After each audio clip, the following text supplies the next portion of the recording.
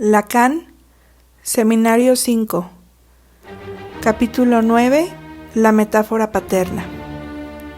Superyo, realidad ideal del yo, variedad de la carencia paterna, la delicada cuestión del Edipo invertido, el falo como significado, las dimensiones de la otra cosa. De forma excepcional, anuncié el título de aquello de lo que iba a hablarles hoy, o sea, la metáfora paterna. No hace mucho tiempo alguien un poquito inquieto, me imagino, por el cariz que iba a dar yo a las cosas, me preguntó: ¿de qué piensa hablar usted el resto del año? Y yo respondí: pienso abordar cuestiones de estructura. De esta forma no me comprometí. De cualquier manera, de lo que pienso hablarles este año a propósito de las formaciones del inconsciente es ciertamente de cuestiones de estructura. Por decirlo simplemente, se trata de situar las cosas de las que hablan ustedes todos los días y con las que todos los días se hacen un lío de una forma que acaba por no molestarles siquiera. Así, la metáfora paterna concierne a la función del padre, como se diría en términos de relaciones interhumanas. Tropiezan ustedes todos los días con complicaciones por la forma en que pueden llegar a usarla, como un concepto que ya ha adquirido cierto cariz familiar desde que hablan de ella. Se trata de saber precisamente si hablan de ella en la forma de un discurso lo bastante coherente. La función del padre tiene su lugar, un lugar bastante amplio en la historia del análisis. Se encuentra en el corazón de la cuestión del Edipo, y ahí es donde la ven ustedes presentificada. Freud la introdujo al principio de todo, porque el complejo de Edipo aparece ya de entrada en la interpretación de los sueños. Lo que revela el inconsciente al principio es, de entrada y ante todo, el complejo de Edipo. Lo importante de la revelación del inconsciente es la amnesia infantil que afecta. ¿A qué? A los deseos infantiles por la madre y al hecho de que estos deseos están reprimidos. Y no solo han sido reprimidos, sino que se ha olvidado que dichos deseos son primordiales. Y no solo son primordiales, sino que están todavía presentes. He aquí de donde partió el análisis, y a partir de que se articulan una serie de cuestiones clínicas. He tratado de ordenarles en cierto número de direcciones las cuestiones que se han planteado en la historia del análisis a propósito del Edipo. 1. Distingo 3 polos históricos que voy a situarles brevemente. Inscribo en el primero una cuestión que hizo época. Se trataba de saber si el complejo de Edipo, promovido al principio como fundamental en la neurosis, pero que en la obra de Freud se convertía en algo universal, se encontraba no solo en el neurótico, sino también en el normal, y ello por una buena razón, que el complejo de Edipo tiene una función esencial de normalización. Así, por una parte se podía considerar que lo que provoca las neurosis es un accidente del Edipo, pero también se podía plantear la pregunta: ¿hay neurosis sin Edipo?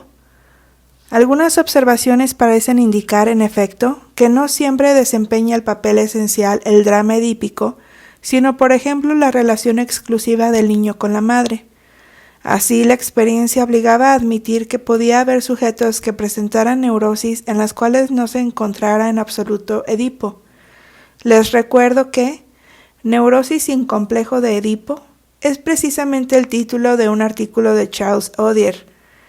La noción de la neurosis sin Edipo es correlativa al conjunto de las cuestiones planteadas sobre lo que se llamó el superyo materno. Cuando se planteó la cuestión de la neurosis sin Edipo, Freud ya había formulado que el superyo era de origen paterno. Entonces surgió la pregunta: ¿en verdad el superyo es únicamente de origen paterno? ¿No hay en la neurosis, detrás del superyo paterno, un superyo materno todavía más exigente, más opresivo, más devastador, más insistente?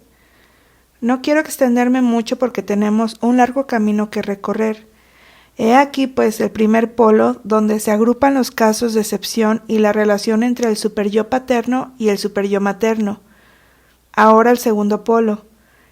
Independientemente de la cuestión de saber si el complejo de Edipo está presente o si falta en el sujeto, surgió la pregunta de si todo un campo de la patología que entra en nuestra jurisdicción y se ofrece a nuestros cuidados, no podría ser referido a lo que llamaremos el campo preedípico. Está el Edipo, se considera que este Edipo representa alguna fase y si hay madurez en cierto momento de la evolución del sujeto. El Edipo sigue ahí, pero lo que el propio Freud había planteado muy pronto en los inicios de su obra, 5 años después de la interpretación de los sueños, en los 3 ensayos para una teoría sexual, daba a entender que lo que ocurre antes del Edipo tenía también su importancia.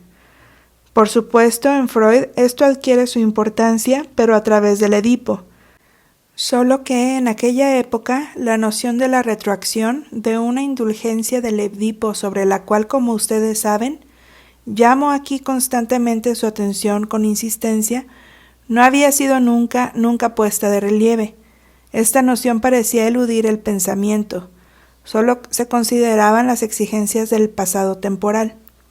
Ciertas partes de nuestro campo de experiencia se relacionan en especial con este terreno de las etapas predípicas del desarrollo del sujeto, a saber, por un lado la perversión, por otro lado la psicosis. La perversión era por algunos el estado primario, el estado sin cultivar. Gracias a Dios ya no estamos del todo en este punto. Si bien en los primeros tiempos esta concepción era legítima, al menos en calidad de una aproximación al problema, ciertamente lo es menos en nuestros días.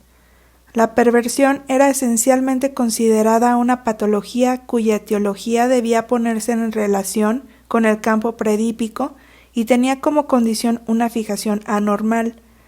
En consecuencia, por otra parte, la perversión no era considerada sino como la neurosis invertida, o más exactamente como la neurosis que no se había invertido, la neurosis que había permanecido patente.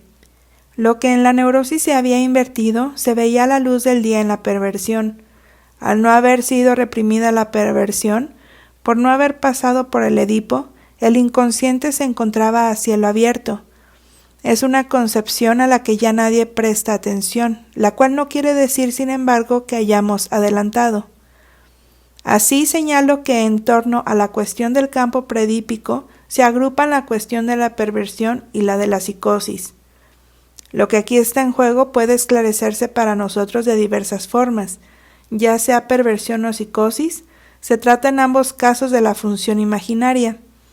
Aun sin estar especialmente introducido en la forma en que la manejamos aquí, cualquiera puede percatarse de la especial importancia de la imagen en estos dos registros, por supuesto desde ángulos distintos.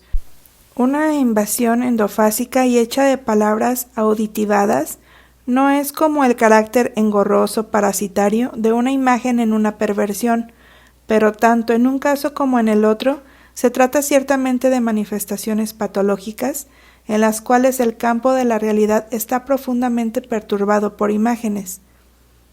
La historia del psicoanálisis atestigua que la experiencia, la preocupación por la coherencia, la forma en que la teoría se construye y se mantiene en pie, han hecho atribuir especialmente al campo predípico las perturbaciones, en algunos casos profundas, del campo de la realidad por la invasión de lo imaginario. El término imaginario, por otra parte, parece prestar mejores servicios que el del fantasma, que sería inadecuado para hablar de la psicosis y las perversiones. Toda una dirección del análisis se empeñó en la exploración del campo predípico, hasta tal punto que incluso puede decirse que todos los progresos esenciales después de Freud han ido en esta dirección. Subrayo a este respecto la paradoja esencial para nuestro tema de hoy del testimonio que constituye la obra de la señora Melanie Klein. En una obra, como en toda producción a base de palabras, hay dos planos. Está por una parte lo que dice, lo que formula en su discurso, lo que quiere decir, en tanto que en su sentido, separando el quiere y el decir, se encuentra su intención. Y además no seríamos analistas en el sentido en que trato de hacer que se escuchen las cosas aquí, si no supiéramos que a veces dice un poco más allá de eso. En esto consiste incluso habitualmente nuestro planteamiento, captar lo que se dice más allá de lo que se quiere decir. La obra de la señora Melanie Klein dice cosas que tienen toda su importancia, pero a veces solo a través de las contradicciones internas de sus textos, susceptibles de ser criticados como en efecto lo han sido. Además está también lo que dice sin querer decirlo, y una de las cosas más llamativas en ese sentido es la siguiente. Esta mujer que nos aportó impresiones tan profundas, tan esclarecedoras, no solo sobre el tiempo predípico, sino sobre los niños que examina y analiza en una etapa que se supone predípica en una primera aproximación de la teoría, esta analista que por fuerza aborda en esos niños una serie de temas en términos a veces preverbales, casi cuando aparece la palabra. Pues bien, cuanto más se remonta hacia el tiempo de la historia presuntamente predípica y cuantas más cosas ve allí, ve siempre y en todo momento permanente la interrogación edípica. Lean su artículo sobre el Edipo precisamente. En él describe una etapa extremadamente precoz del desarrollo, la etapa llamada de la formación de los malos objetos anterior a la fase llamada paranoide depresiva, relacionada con la aparición del cuerpo de la madre en su totalidad. Si nos fiamos de ella, el papel predominante en la evolución de las primeras relaciones objetales infantiles lo desempeñaría el interior del cuerpo de la madre, que centraría toda la atención del niño. Ahora bien, uno constata con sorpresa que basándose en dibujos, en dichos, en toda una reconstrucción de la psicología del niño en esta etapa, la señora Melanie Klein nos manifiesta que entre los malos objetos presentes en el cuerpo de la madre, como son todos los rivales, los cuerpos de los hermanos y las hermanas, pasados, presentes y futuros, se encuentra precisamente el padre, representado en forma de su pene. Es ciertamente un hallazgo que merece que le prestemos atención, porque se sitúa en las primeras etapas de las relaciones imaginarias, con las que pueden ponerse en relación las funciones propiamente esquizofrénicas y psicóticas en general. Esta contradicción tiene todo su valor. Cuando la intención de la señora Melanie Klein era ir a explorar los estadios preedípicos, cuanto más se remonta en el plano imaginario, más constata la precocidad, bien difícil de explicar si nos atenemos a una noción puramente histórica del Edipo, de la aparición de un tercer término paterno, y ello desde las primeras fases imaginarias del niño. Por eso digo que la obra dice más de lo que quiere decir. He aquí, pues, ya definidos dos polos de la evolución del interés en torno al Edipo. En primer lugar, las cuestiones del superyo y de las neurosis sin Edipo. En segundo lugar, las cuestiones relativas a las perturbaciones que se producen en el campo de la realidad. Tercer polo, que no merece menos puntualizaciones, la relación del complejo de Edipo con la genitalización, como se suele decir, no es lo mismo. Por una parte, punto este que tantas exploraciones y discusiones en la historia han hecho pasar a un segundo plano, pero sigue estando implícito en todas las clínicas.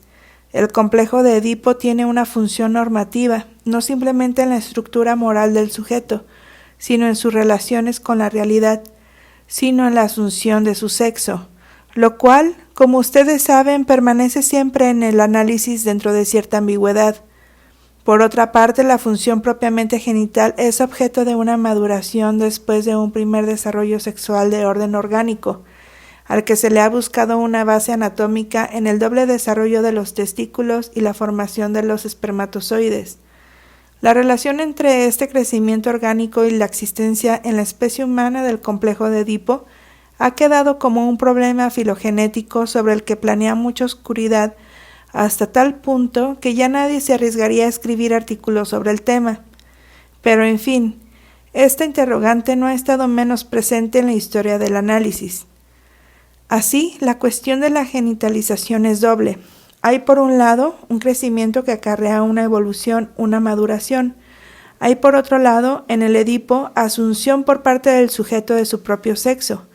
Es decir, para llamar las cosas por su nombre, lo que hace que el hombre asuma el tipo viril y la mujer asuma cierto tipo femenino, se reconozca como mujer, se identifique con sus funciones de mujer. La virilidad y la feminización son los dos términos que traducen lo que es esencialmente la función del Edipo.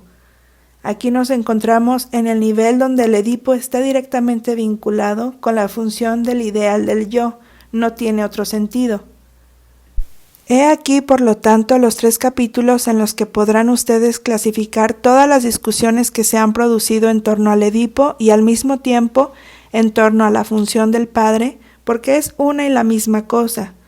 Ni hablar del Edipo si no está el padre, e inversamente. Hablar de Edipo es introducir como esencial la función del padre. Repito para quienes toman notas. En cuanto al tema histórico del complejo de Edipo, todo gira alrededor de 3 polos. El Edipo en relación con el superyo, en relación con la realidad, en relación con el ideal del yo. El ideal del yo porque la genitalización cuando se asume se convierte en elemento del ideal del yo. La realidad porque se trata de las relaciones del Edipo con las afecciones que conllevan una alteración de la relación con la realidad, perversión y psicosis. Se lo resumo en la pizarra con un complemento cuya significación verán más adelante. Superyo, realidad, ideal del yo. Ahora tratemos de ir un poco más lejos. 2. Ahora que ya están lo suficientemente presentes para vuestra asistencia estos conjuntos compactos globales puestos de relieve por la historia, nos dirigimos hacia lo que dentro del 3er capítulo, la función del Edipo, en tanto que repercute directamente la asunción del sexo, concierne a la cuestión del complejo de castración en lo que tiene de poco elucidada. De buen grado tomamos las cosas por el camino de la clínica, preguntándonos lisa y llanamente, ¿y entonces el padre? ¿Qué hacía el padre en aquella época? ¿Cómo está implicado en todo esto? Ciertamente la cuestión de la ausencia o de la presencia del padre, del carácter benéfico o maléfico del padre, no se oculta. También hemos visto aparecer recientemente el término de carencia paterna, y esto no es enfrentarse con un tema menor.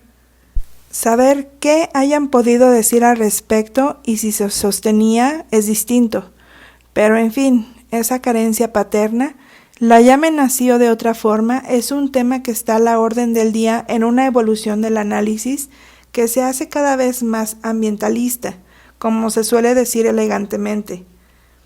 A Dios gracias, no todos los analistas caen en ese enredo.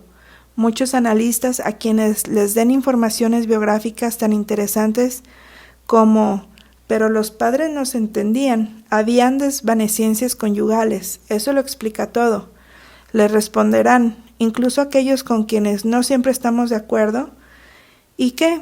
Eso no demuestra absolutamente nada, no hemos de esperar ninguna clase de efecto particular, y estarán en lo cierto. Dicho esto, cuando buscamos la carencia paterna, ¿en qué nos interesamos con respecto al padre? Se amontonan preguntas en el registro biográfico. ¿El padre estaba o no estaba? ¿Viajaba, se ausentaba, volvía a menudo? Y también, ¿puede constituirse de forma normal un Edipo cuando no hay padre? Estas preguntas son en sí mismas muy interesantes, y aún diría más, por esta vía se introdujeron las primeras paradojas, las que obligaron a plantearse las preguntas que vinieron después.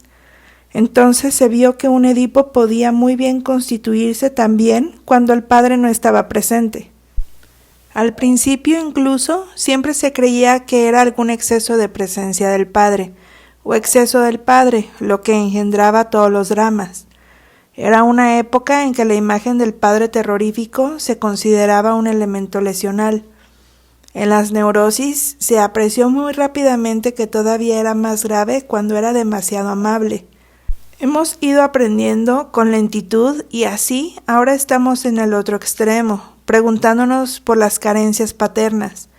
Están los padres débiles, los padres sumisos y los padres sometidos, los padres castigados por su mujer y finalmente los padres lisiados, los padres ciegos, los padres patuitertos, todos los que ustedes quieran. De cualquier forma se debería tratar de ver qué se desprende de semejante situación y de encontrar fórmulas mínimas que nos permitan progresar. En primer lugar, la cuestión de su presencia o de su ausencia concreta en cuanto elemento del entorno. Si nos situamos en el nivel donde se desarrollan estas investigaciones, es decir, el nivel de la realidad, puede decirse que es del todo posible, concebible, se entiende, se comprueba por experiencia que el Padre existe incluso sin estar, lo cual debería incitarnos a cierta prudencia en el manejo del punto de vista ambientalista sobre la función del Padre.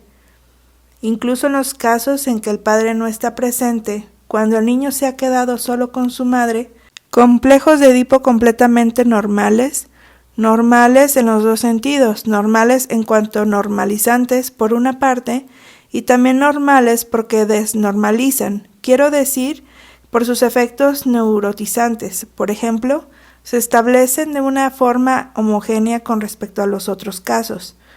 Primer punto que debe atraer nuestra atención.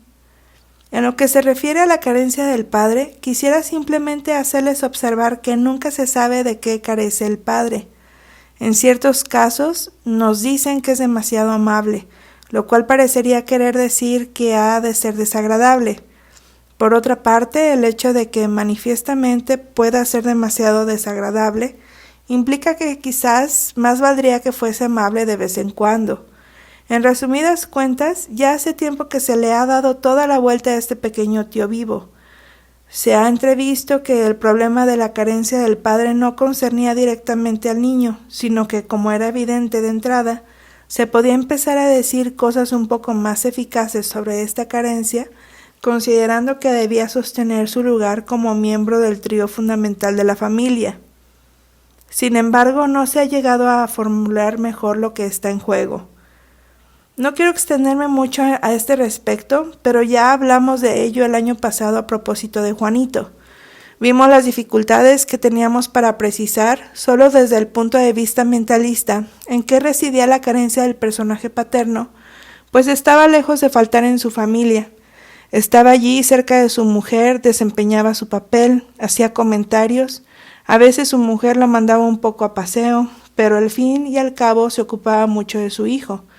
No estaba ausente y estaba tan poco ausente que incluso lo hacía analizar, lo cual es el mejor punto de vista que pueda esperarme de un padre, al menos en este sentido.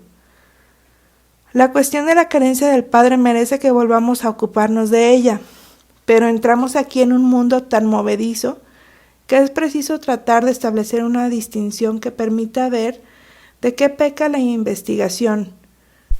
No peca por lo que encuentra, sino por lo que busca. Creo que el error de orientación es el siguiente. Confunden dos cosas que están relacionadas, pero no se confunden: el Padre en cuanto normativo y el Padre en cuanto normal. Por supuesto, el Padre puede ser muy desnormativizante si él mismo no es normal, pero esto es trasladar la pregunta al nivel de la estructura neurótica psicótica del Padre. Así, la normalidad del Padre es una cuestión, lo de su posición normal en la familia es otra. Tercer punto que adelanto. La cuestión de su posición en la familia no se confunde con una definición exacta de su papel normativizante. Hablar de su carencia en la familia no es hablar de su carencia en el complejo. En efecto, para hablar de su carencia en el complejo hay que introducir otra dimensión distinta de la realista, definida por el modo caracterológico, biográfico u otro de su presencia en la familia. En esta dirección daremos el siguiente paso. 3. Ahora que ven ustedes aproximadamente el estado actual de la cuestión, voy a tratar de poner un poco de orden para situar las paradojas. Pasemos a introducir más correctamente el papel del Padre. Si su lugar en el complejo es lo que puede indicarnos en qué dirección debemos avanzar y plantear una formulación correcta, examinemos ahora el complejo y empecemos por recordar su ABC. Al principio, el Padre terrible. Con todo, la imagen resume algo mucho más complejo, como indica este nombre. El Padre interviene en diversos planos. De entrada, prohíbe la madre. Este es el fundamento, el principio del complejo de Edipo. Ahí es donde el Padre está vinculado con la ley primordial de la interdicción del incesto. Es el Padre, nos recuerdan, el encargado de representar esta interdicción. A veces ha de manifestarla de una forma directa cuando el niño se abandona a sus expansiones, manifestaciones, tendencias, pero ejerce este papel mucho más allá de esto. Es mediante toda su presencia, por sus efectos en el inconsciente, como lleva a cabo la interdicción de la madre. Ustedes esperan que diga bajo amenaza de castración. Es cierto, hay que decirlo, pero no es tan simple. De acuerdo, la castración tiene aquí un papel manifiesto y cada vez más confirmado. El vínculo de la castración con la ley es esencial, pero veamos cómo se nos presenta esto clínicamente. Me veo obligado a recordarlo porque mis afirmaciones suscitan sin duda en ustedes toda clase de evocaciones textuales. Tomemos primero al niño. La relación entre el niño y el padre está gobernada, por supuesto, por el temor de la castración. ¿Qué es este temor de la castración? ¿Cómo lo abordamos? Lo abordamos en la primera experiencia del complejo de Edipo, pero ¿de qué forma? Lo abordamos como una represalia dentro de una relación agresiva. Esta agresión parte del niño porque su objeto privilegiado, la madre, le está prohibido y va dirigida al padre. Vuelve hacia él en función de la realidad dual, en la medida en que proyecta imaginariamente en el padre intenciones agresivas equivalentes o reforzadas con respecto a las suyas, pero que parten de sus propias tendencias agresivas. En suma, el temor experimentado ante el padre es netamente centrífugo. Quiero decir que tiene su centro en el sujeto. Esta presentación está de acuerdo tanto con la experiencia como con la historia del análisis. La experiencia nos enseñó enseguida que era en esta perspectiva como debía medirse la incidencia del temor experimentado en el Edipo con respecto al padre. Aunque profundamente vinculada con la articulación simbólica de la interdicción del incesto, la castración se manifiesta, por lo tanto, en toda nuestra experiencia y particularmente en quienes son sus objetos privilegiados, a saber, los neuróticos en el plano imaginario. Ahí es donde tiene su punto de partida. No parte de un mandamiento como el formulado por la ley de Manu. Quien se acueste con su madre se cortará los genitales y sosteniéndolos en su mano derecha, o izquierda, yo no me acuerdo muy bien, irá hacia el oeste hasta encontrar la muerte. Esto es la ley, pero dicha ley no ha llegado de esta forma en especial a oídos de nuestros neuróticos. Incluso por lo general más bien la han dejado en la sombra. Por otra parte, hay más formas de librarse de ella, pero hoy no tengo tiempo de abundar en este punto. Así, la forma en que la neurosis encarna la amenaza castrativa está vinculada con la agresión imaginaria. Es una represalia. Como Júpiter es perfectamente capaz de castrar a Cronos, nuestros pequeños Júpiter temen que Cronos se ponga él primero manos a la obra. El examen del complejo de Edipo, la forma en que se presentó a través de la experiencia, fue introducido por Freud y ha sido articulado en la teoría, nos aporta todavía algo más, la delicada cuestión del Edipo invertido. No sé si eso les parece obvio, pero al leer el artículo de Freud o cualquier artículo de cualquier autor sobre el tema, cada vez que se aborda la cuestión del Edipo, sorprende el papel extremadamente movedizo, matizado, desconcertante que desempeña la función del Edipo invertido. Este Edipo invertido nunca está ausente en la función del Edipo. Quiero decir que el componente de amor al padre no se puede eludir.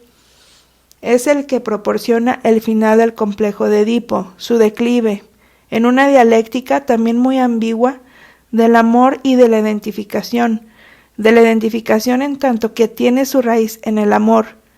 Identificación y amor no es lo mismo, es posible identificarse con alguien sin amarlo y viceversa, pero ambos términos están, sin embargo, estrechamente vinculados y son absolutamente indisociables. Lean en el artículo de Freud sobre el declive del complejo, la caída del complejo de Edipo, de 1924, la explicación que él da de la identificación terminal que constituye su solución. El sujeto se identifica con el padre en la medida en que lo ama y encuentra la solución terminal del Edipo en un compromiso entre la represión amnésica y la adquisición de aquel término ideal gracias al cual se convierte en el padre.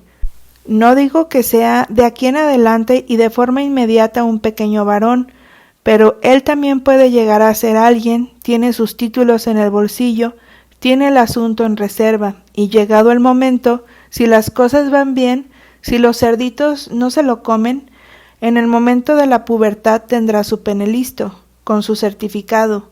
Aquí tienen a papá que me lo concedió en la fecha requerida. No ocurre así, la neurosis estalla y precisamente porque hay algo que no es conforme en el título en cuestión. Lo que ocurre es que el Edipo invertido tampoco es tan simple. Por la misma vía, la del amor, puede producirse la posición de inversión, a saber que en el lugar de una identificación benéfica, el sujeto se encuentra afectado por su simpática posicioncita pasivizada en el plano del inconsciente, que reaparecerá en el momento oportuno, una especie de bisectriz de ángulo squeeze panic. Se trata de una posición en la que el sujeto está atrapado, que ha descubierto por sí mismo y que es muy ventajosa. Consiste en lo siguiente: frente a ese padre temido, prohibido, pero que por otra parte es tan amable, colocarse en el lugar adecuado para obtener sus favores, hacerse amar por él.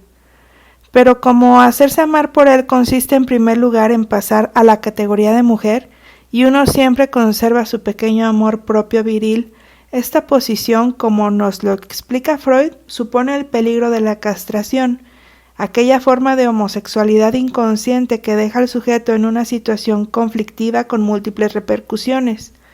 Por una parte, el retorno constante de la posición homosexual con respecto al padre, y por otra parte su suspensión, es decir, su represión, debido a la amenaza de castración que supone tal posición. Todo esto no es una simpleza. Ahora bien, nosotros tratamos precisamente de elaborar algo que nos permita concebirlo de forma más rigurosa y plantearnos mejor nuestras interrogantes en cada caso particular. Resumamos, pues. Como hace un rato, el resumen consistirá en introducir cierto número de distinciones que son el preludio para centrar el punto que no funciona. Hace un momento ya habíamos dicho que era en torno al ideal del yo como la cuestión no había sido planteada. Tratemos de llevar a cabo también en este caso la reducción que acabamos de plantear. Les propongo lo siguiente: no es ir demasiado deprisa decir que aquí el padre llega en posición de importuno, no solo porque sea molesto debido a su volumen, sino porque prohíbe. ¿Qué prohíbe precisamente? Prosigamos y distingamos. Hemos de hacer entrar en juego la aparición de la pulsión genital y decir que prohíbe en primer lugar su satisfacción real. Por una parte, este parece intervenir desde luego con anterioridad, pero está claro también que algo se articula en torno al hecho de que el padre le prohíbe al niño pequeño hacer uso de su pene en el momento en que dicho pene empieza a manifestar sus veleidades. Diremos, pues, que se trata de la prohibición del padre con respecto a la pulsión real. ¿Pero por qué el padre? La experiencia demuestra que la madre también lo hace. Acuérdense de la observación de Juanito, en la que es la madre quien dice: guárdate esto, eso no se hace. En general, es más a menudo la madre quien dice: si sigues haciendo eso, llamaremos al doctor. Por lo tanto, es conveniente indicar que el padre, en tanto que prohíbe el nivel de la pulsión real, no es tan esencial. Volvamos a este respecto que les planteé el año pasado. Ya ven que siempre acaba siendo útil. Mi tabla de 3 pisos. Padre real, castración, imaginario. Madre simbólica, frustración, real. Padre imaginario, privación, simbólico. ¿De qué trata en el nivel de la amenaza de castración? Se trata de la intervención real del padre con respecto a una amenaza imaginaria. RI, puesto que sucede bastante poco a menudo que se lo corten realmente.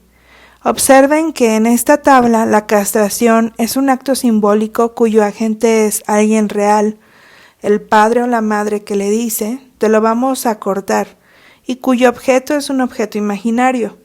Si el niño se siente cortado, es que se lo imagina. Observen que es paradójico. Podrían ustedes objetarme: este es propiamente el nivel de la castración y dice usted que el padre no es tan útil. Eso es lo que digo, pues sí. Por otra parte, ¿qué es lo que prohíbe el padre? Este es el punto de donde hemos partido. Prohíbe a la madre. En cuanto objeto es suya, no es del niño. En este plano es donde se establece, al menos en una etapa, tanto el niño como la niña, aquella rivalidad con el padre que por sí misma engendra una agresión. El padre frustra claramente al niño de su madre. He aquí otro piso, el de la frustración. El padre interviene como provisto de un derecho, no como un personaje real. Aunque no esté ahí, aunque llama a la madre por teléfono, por ejemplo, el resultado es el mismo. Aquí es el padre en cuanto simbólico el que interviene en una frustración, acto imaginario que concierne a un objeto bien real, la madre, en tanto que el niño tiene necesidad de ella. Finalmente viene el tercer nivel, el de la privación, que interviene en la articulación del complejo de Edipo. Se trata entonces del padre en tanto que se hace preferir a la madre, dimensión que se ven ustedes obligados a hacer intervenir en la función terminal, la que conduce a la formación del ideal del yo.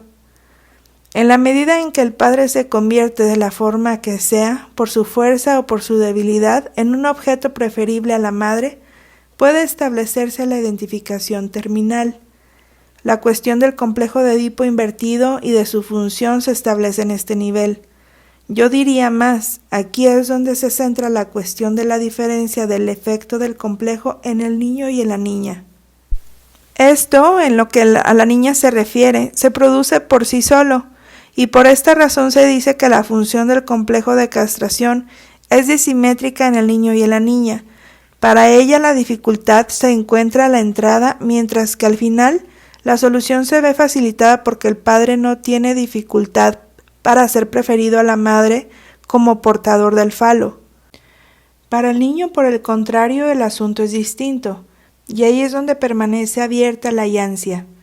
¿Cómo llegará a ser preferido el padre a la madre, ya que así es como se produce la salida del complejo de Edipo? Nos encontramos aquí ante la misma dificultad con que habíamos tropezado a propósito de la instauración del complejo de Edipo invertido. Por esta razón nos parece que para el niño el complejo de Edipo es siempre lo menos normativizante, y sin embargo lo implica aquello que según nos dicen es lo más normativizante, puesto que la virilidad es asumida mediante la identificación con el padre. A fin de cuentas, el problema es saber cómo puede ser que la función esencialmente interdictora del padre no conduzca en el niño a lo que es la conclusión muy neta del tercer plano, a saber, la privación correlativa de la identificación ideal que tiende a producirse tanto para el niño como para la niña. En la medida en que el padre se convierte en el ideal del yo, se produce en la niña el reconocimiento de que ella no tiene falo, pero esto es lo bueno para ella. Por el contrario, para el niño sería una salida absolutamente desastrosa y lo es algunas veces. Aquí el agente es I, mientras que el objeto es S. En otros términos, en el momento de la salida normativizante del Edipo, el niño reconoce no tener verdaderamente lo que tiene en el caso del varón, lo que no tiene en el caso de la niña.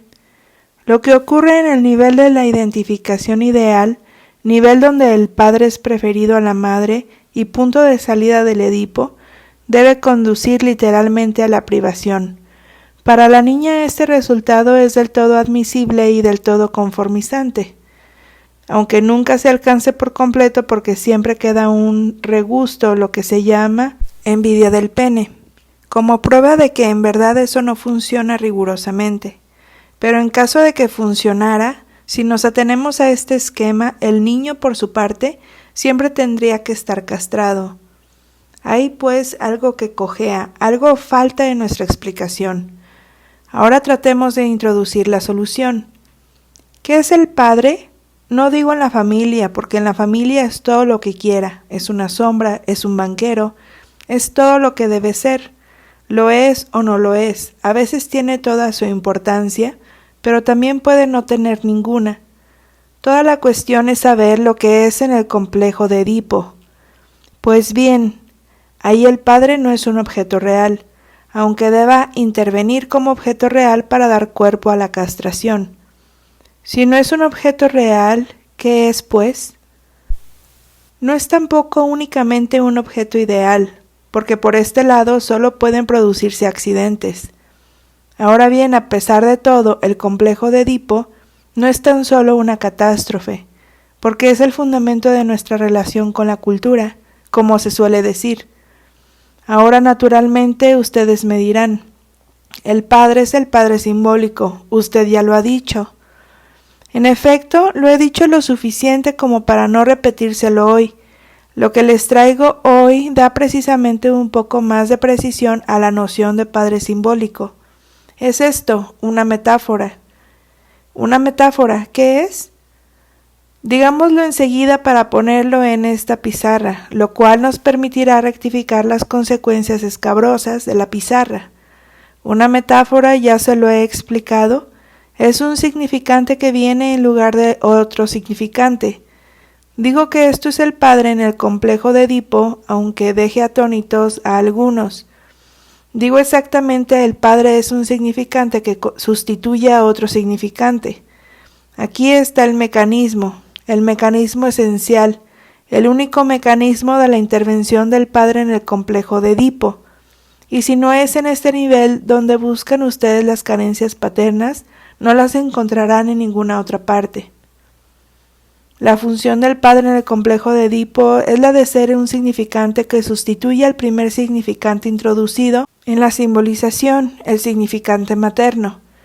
De acuerdo con la fórmula que, como les expliqué un día, es la de la metáfora, el padre ocupa el lugar de la madre, S en lugar de S', siendo S' la madre en cuanto vinculada ya con algo que era X, es decir, el significado en la relación con la madre. Padre es a madre, como madre es a X. Es la madre la que va y viene. Si puede decirse que va y viene, es porque yo soy un pequeño ser ya capturado en lo simbólico y he aprendido a simbolizar. Dicho de otra manera, la siento o no la siento. El mundo varía con su llegada y puede desvanecerse. La cuestión es, ¿cuál es el significado? ¿Qué es lo que quiere esa? Me encantaría ser yo lo que quiere, pero está claro que no solo me quiere a mí. Le da vueltas a alguna otra cosa. A lo que le da vueltas es a la X, el significado. Y el significado de las idas y venidas de la madre es el falo. Para resumirles mi seminario del año pasado, es pura estupidez poner en el centro de la relación de objeto el objeto parcial. En primer lugar, si el niño se ve llevado a preguntarse lo que significa que ella vaya y venga, es porque él es el objeto parcial, y lo que eso significa es el falo. El niño, con más o menos astucia o suerte, puede llegar a entrever muy pronto lo que es la X imaginaria, y una vez lo ha comprendido, hacerse falo. Pero la vía imaginaria no es la vía normal. Por esta razón, por otra parte, supone lo que se llama fijaciones. Y además no es normal porque a fin de cuentas nunca es pura, nunca es completamente accesible, siempre deja algo de aproximado e insondable, incluso dual, que constituye todo el poliformismo de la perversión. ¿Cuál es la vía simbólica? Es la vía metafórica. Planteo de entrada, y más adelante se lo explicaré, puesto que estamos llegando casi al término de nuestra reunión de hoy, el esquema que nos servirá de guía, el resultado ordinario de la metáfora, el que se expresa en la fórmula de la pizarra, se producirá en tanto que el padre sustituya a la madre como significante. S es a S', como S' es a X. Y entonces, S por 1 entre S'. El elemento significante intermedio cae y la S entra por vía metafórica en posesión del objeto del deseo de la madre, que se presenta entonces en forma de falo. No les digo que les presente la solución de una forma ya transparente, les presento un resultado para mostrarles hacia dónde nos dirigimos. Ya veremos cómo se llega hasta ahí y para qué sirve haber llegado, es decir, todo lo que resuelve esta solución. Los dejo con esta afirmación en bruto entre las manos. Pretendo que toda la cuestión de los callejones sin salida del Edipo pueden resolverse planteando la intervención del padre como la sustitución de un significante por otro significante.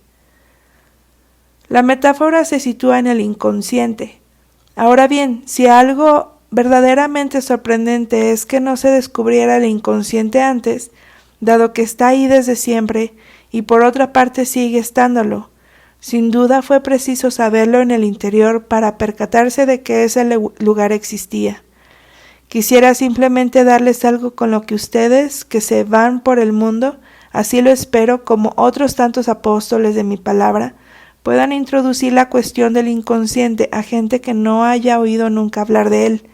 Les dirán ustedes, es muy sorprendente que desde que el mundo es mundo, entre quienes tienen el título de filósofos, ninguno haya pensado nunca en producir, al menos en el periodo clásico.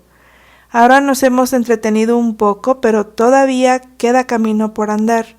Aquella dimensión esencial de la que les he hablado bajo el nombre de otra cosa. Ya les he hablado del deseo de otra cosa, no como quizá lo experimenten ahora, el deseo de ir a comerse una salchicha más que de escucharme, sino de todas formas, y se trate de lo que se trate, el deseo de otra cosa propiamente dicho. Esta dimensión no está únicamente presente en el deseo, está presente en muchos otros estados que son permanentes. La vigilia, por ejemplo, lo que se llama la vigilia, no se piensa suficientemente en eso. Velar, me dirán ustedes, ¿y qué? Velar es lo que Freud menciona en su estudio sobre el presidente Schreber cuando nos habla del antes de la salida del sol, el capítulo de Zaratustra de Nietzsche. Este es ciertamente el tipo de indicaciones que nos revela hasta qué punto Freud vivía en esa otra cosa. Cuando les hablé en otro tiempo del día, de la paz del atardecer y de algunas cositas, así que más o menos les llegaron, todo eso estaba centrado en esta indicación. Antes del amanecer, ¿es propiamente el sol lo que está a punto de aparecer? Es otra cosa lo que está latente, lo que se espera en el momento de la vigilia. Y luego, el enclaustramiento, ¿no es también una dimensión esencial? Tan pronto un hombre llega a una parte, a la selva virgen o al desierto, empieza por encerrarse. Si fuera preciso, como Kami, se llevaría 2 puertas para producirse corrientes de aire. Se trata de establecerse en el interior, pero no es simplemente una noción de interior y de exterior, sino la noción del otro, lo que es propiamente otro, lo que no es el lugar donde se está bien guarecido. Diré más. Si exploraran ustedes la fenomenología, como quien dice, del enclaustramiento, verían hasta qué punto es absurdo limitar la función del miedo a la relación con un peligro real. El estrecho vínculo del miedo con la seguridad debería resultarles manifiesto por la fenomenología de la fobia. Se darían cuenta de que en el fóbico, sus momentos de angustia se producen cuando se percata de que ha perdido su miedo, cuando empieza uno a quitarle un poco su fobia. En ese momento es cuando se dice, eso no puede ser, ya no sé en qué lugares he de detenerme. Al perder el miedo he perdido mi seguridad. En fin, todo lo que les dije el año pasado sobre Juanito. Hay también una dimensión en la que no piensan ustedes lo suficiente, estoy convencida de ello, porque viven ahí como en el aire que respiran desde que nacieron y se llama aburrimiento. Tal vez nunca han pensado bien hasta qué punto el aburrimiento es típicamente una dimensión de la otra cosa, que incluso se llega a formular así de la forma más clara, quisiéramos otra cosa. Estamos dispuestos a comer mierda, pero no siempre la misma. Son distintas clases de coartadas. coartadas formuladas, ya simbolizadas de la relación esencial con otra cosa. Van a creer ustedes que de pronto caigo en el romanticismo y en la nostalgia. Ya ven, el deseo, el enclaustramiento, la vigilia. Y ya que estamos en ello iba a decirles la plegaria. ¿Por qué no? ¿A dónde va este? ¿Hacia dónde se desliza? Pues no. Para terminar, quisiera dirigir su atención hacia las diversas manifestaciones de la presencia de la otra cosa institucionalizadas.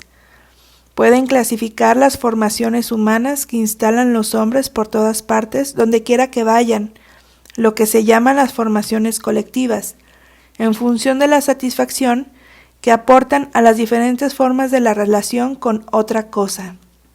Apenas llega el hombre a cualquier parte, construye una cárcel y un burdel, es decir, el lugar donde está verdaderamente el deseo, y espera algo, el mundo mejor, un mundo futuro, está ahí. Vela, espera la revolución.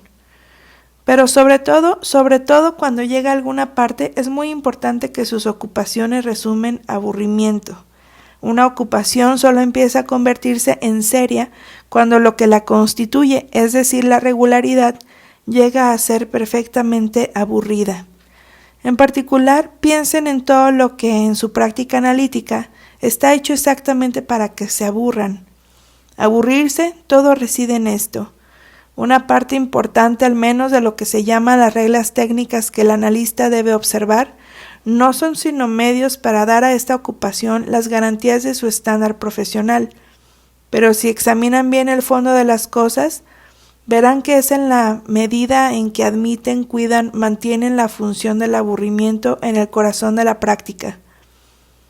Hasta aquí una pequeña introducción que todavía no les hace entrar en lo que voy a decirles la próxima vez, cuando les muestre que donde se sitúa la dialéctica del significante es en el nivel de este otro en cuanto tal, y que ahí es donde conviene abordar la función, la incidencia, la presión precisa, el efecto inductor del nombre del Padre, también en cuanto tal. 15 de enero de 1958. Sigue este canal para más contenido de psicoanálisis.